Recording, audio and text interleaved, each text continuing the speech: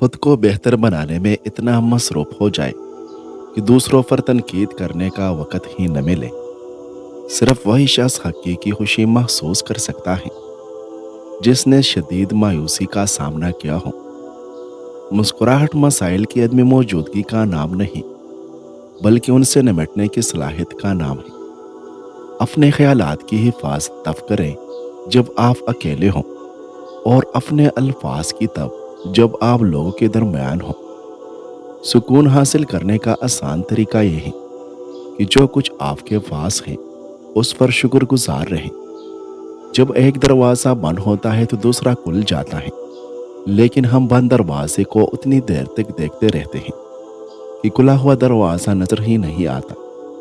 कभी कभी सब कुछ खोकर ही आपको पता चलता है कि आप असल में कौन हैं। आपको अपने लिए खुद बोलना होगा, कोई दूसरा आपके लिए नहीं बोलेगा।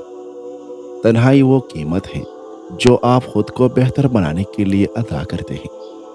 कभी कभी वो चीज़ें जो आपका दिल तोड़ देती हैं, वही आपकी बसीरत को दुरुस्त करती हैं। हर कोई आपको पसंद नहीं करेगा, यही जिंदगी है।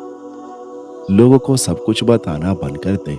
ज़्यादातर लोग परवाह नहीं करते और कुछ खुफिया तौर पर आपकी नाकामी चाहते हैं। मेहरबान ज़रूर बने, लेकिन लोग को अपना इस्तेमाल न करने दें।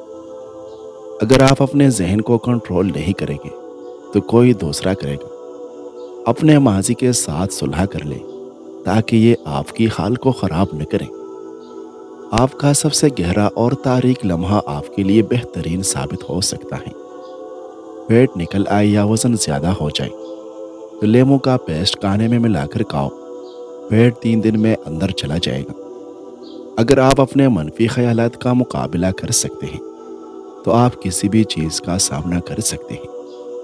मायूसी से बचने के लिए ज़रूरी है कि किसी से कोई तवक्को न रखें।